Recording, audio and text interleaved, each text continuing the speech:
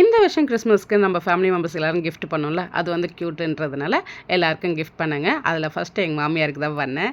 அவங்க அதை பார்க்குறதுக்கு ரொம்ப ஆர்வமாக இருந்தாங்க. திறக்கிறேன்னு சொல்லிட்டு பிச்சுட்டாங்க டப்பாவை. அப்புறம் நான் திறந்து கொடுத்தேன். அவங்களுக்கு பிடிச்ச மாதிரி நிறைய முத்து வச்சு ஒரு கொலுசு. அது என்ன சொல்கிறாங்கன்னு நீங்களே கேளுங்க அவங்க வாயால். அது மட்டும் இல்லை, அவங்களுக்கு அடுத்தடுத்து சர்ப்ரைஸ் கிஃப்ட்டும் எடுத்து வச்சுருக்கேன். அதை நெக்ஸ்ட் வீடியோவில் பாருங்கள். இப்போ அவங்களோட சந்தோஷத்தை கேளுங்க. வரும்ல வர்றேன் அழகா இருக்கா? கரெக்டா எடுத்துக்கிறாடா. என் காலுக்கும் உன் காலுக்கும் ஒரே சைஸ். தெரியுமா தெரியாது அவங்க எல்லாம் தெரியாது. என் ஆசை இதை நிறைவேற்றுறேன்ப்பா. ஆசை போதுண்டா செல்லாம். நல்லா இருக்கா? நல்லா இருக்குது எனக்கு போதுண்டு பட்டு. போதுண்டு செல்லாம். இதே போல் அடுத்த கிஃப்ட்டு எங்கள் வீட்டுக்கார் கையால் எங்கள் மாமனாருக்கு கொடுக்க சொன்னாங்க. எங்கள் மாமனாரும் வாங்கி சந்தோஷமாக பார்த்தாரு. அவருக்கு பிடிச்ச கலரில் வேட்டி சட்டை தான் எடுத்தோம், பெருசாக எடுக்கலை.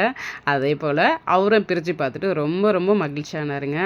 கிறிஸ்மஸ் நம்ம வீட்டோடு மட்டும் கொண்டாடுறது கிறிஸ்மஸ் கிடையாது, இல்லாதப்பட்டவங்களும் கொடுத்து உதவுறதும் தான். எனக்கு அதெல்லாம் வீடியோ எடுத்து இதில் போட விருப்பம் இல்லை, அதனால் நான் அதெல்லாம் வீடியோ எடுக்கல. என்னால் முடிஞ்சது சில பேருக்கு நான் உதவி பண்ணேன். ஆனால் என் ஃபேமிலி மெம்பர்ஸை சந்தோஷமாக இருக்குதுன்னு நினச்சேன். ரொம்ப நாள் ஆசை. என் மாமியாரோட சந்தோஷத்தை நீங்களும் பாருங்கள்.